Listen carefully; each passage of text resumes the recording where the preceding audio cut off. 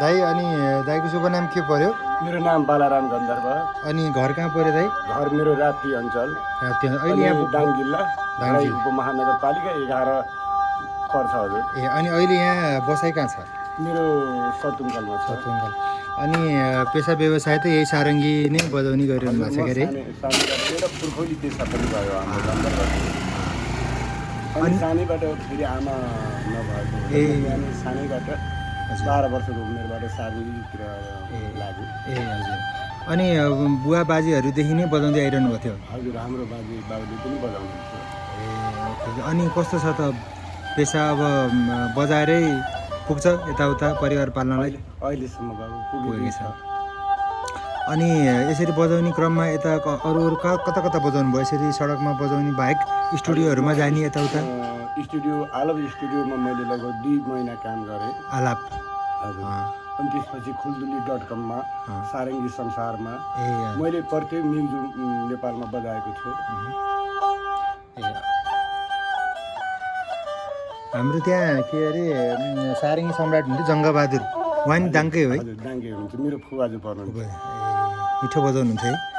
हजुर। अहिले उहाँको छोरा भुवन गन्धर्वले अहिले तबला वादक हुनुहुन्छ। मिठो वादक हुनुहुन्छ।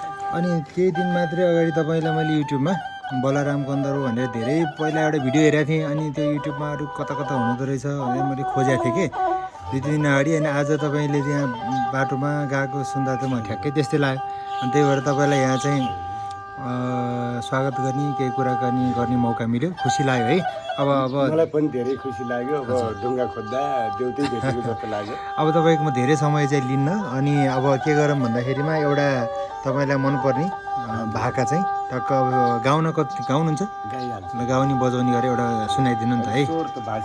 ठिक छ केही छ। तपाईँको बजाएको हेर्छु म।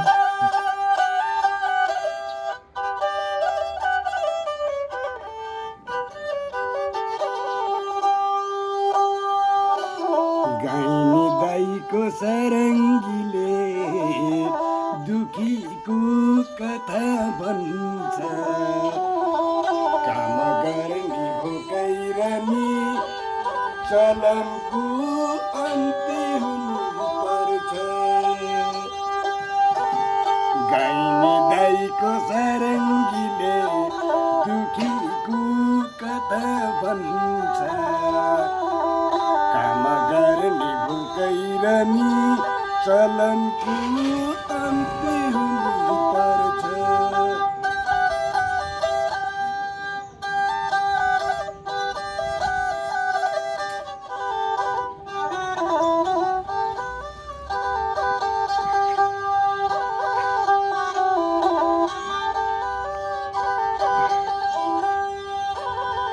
गन्धर्वको जीवन कथा सारङ्गीमै रुन्छ।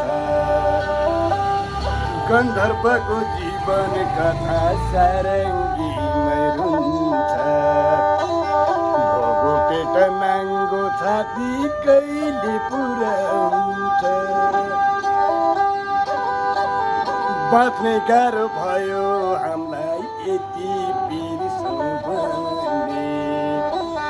सारङ्गीलाई माया गरौँ नेपाली भने। सारङ्गीलाई माया गरौँ नेपाली भने। गाइनी दाइको सारङ्गीले दुखीको कथा भन्छ।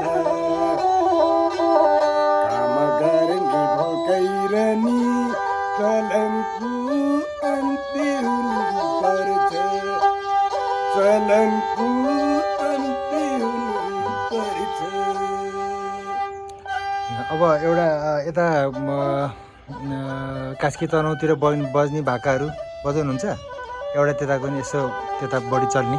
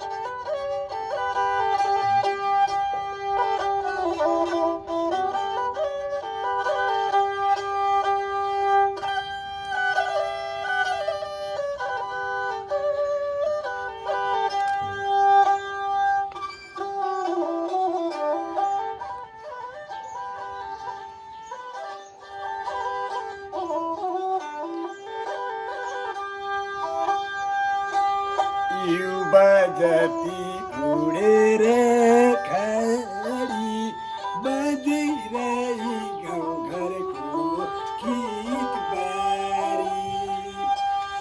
यो बजती उडेर खाडी बजिरही गाउँघरको गीतबारी बजिरही गाउँघरको गीतबारी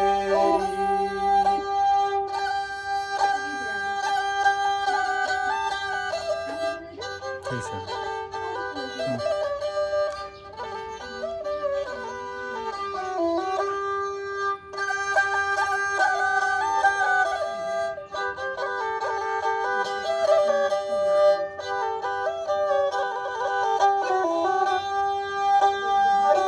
कसो गरी खपे होला 50 डिग्री घाम तिम्रै पिली बिमारी छिन् घरमा बुढी आमा मर्दा पर्दा लास उठाउने युवा छैनन् गाउँमा दुःख पायो फरम बग्यो अर्कैको ठाउँमा युवा जाति उडेर खाडी बजिरही गाउँघरको गीतबारी